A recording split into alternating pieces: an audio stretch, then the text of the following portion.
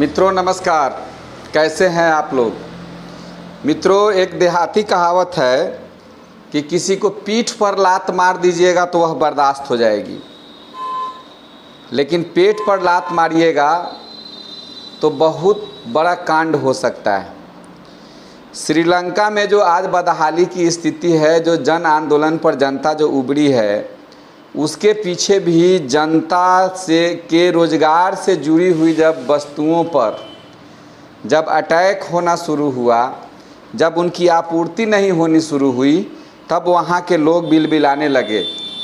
सबका ध्यान अपने रोज़गार से हटके लगा कि ये सरकार ही है जो मेरे साथ ऐसा कर रही है, हमको जो सामान की आपूर्ति होनी चाहिए वह नहीं करा पा रही है। जिसके बाद वहाँ पर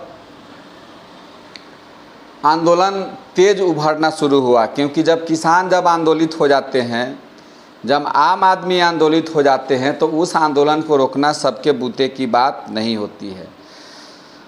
श्रीलंका में बदहाली के लिए ऑर्गेनिक खेती भी जिम्मेवार। राष्ट्रपति गोटाबाया राजपक्षे के देश से भागने के बाद श्रीलंका में राजनीतिक संकट बढ़ता जा रहा है। श्रीलंका को इस मोड़ पर पहुंचाने वाली बदतर आर्थिक स्थिति में ऑर्गेनिक खेती की भी भूमिका है। राजपक्षे ने पिछले साल खेती में काम आने वाले सभी केमिकल के आयात पर प्रतिबंध लगा दिया था। 20 लाख से अधिक किसान प्राकृतिक खाद के लिए परेशान होने लगे। सरकार ऑर्गेनिक कीटनाशकों और खाद का घरेलू उत्पादन नहीं बढ़ा सकी। अचानक हुए परिवर्तन से श्रीलंका के मुख्य खाद्यान्न चावल की पैदावार 30% कम हो गई और चाय की जो पैदावार है वह 18% घट गई। फरवरी में लागू फैसले ने ऑर्गेनिक खेती के पक्ष को नुकसान पहुंचाया। ऑर्गेनिक खेती के आलोचक जब श्रीलंका की दुर्दशा का उदाहरण देने लगे हैं। दक्षिण Asia international food policy research institute के डायरेक्टर शाहिदुर रशीद कहते हैं कि राजनेता आप सोचेंगे कि जोखिम क्यों लिया जाए। पेरेदानिया यूनिवर्सिटी श्रीलंका में अर्थशास्त्री जीविका वीरा हेवा का कहना है कि श्रीलंका में एग्रो रसायन के ऑर्गेनिक विकल्पों की पर्याप्त सप्लाई नहीं हो सकी, इसलिए स्थिति बिगड़ी है। भारत से महंगे ऑर्गेनिक नैनो फर्टिलाइज़र का आयात करने से खेती की लागत बढ़ गई। कृषि विशेषज्ञों का तर्क था कि फर्टिलाइज़र पर पाबंदी से नुकसान के लिए ऑर्गेनिक खेती को दोषी नहीं ठहराना जाना चाहिए।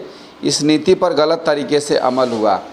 जैसे ही खेती का उत्पादन रुका, जब खेती में जब धान का उत्पादन औसत से कम होना शुरू हुआ, जब चाय पत्ती का उत्पादन औसत से कम होना शुरू हुआ, तो इसका असर सीधे जनता के पॉकेट पर पड़ना शुरू हुआ, जनता के आर्थिक स्थिति पर पड़ना शुरू हुआ।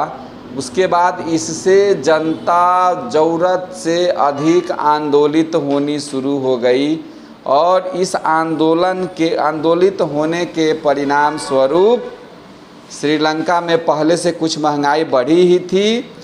पेट्रोल के दाम बढ़े थे, डीजल के दाम बढ़े थे, उसमें किसानों की समस्या को जोड़ दिया गया। तो एक तरह से किसान और बेरोजगार जब एक साथ मिले, ज़रूरतमंद जब एक साथ मिले, तो श्रीलंका की सरकार वहाँ चली गई।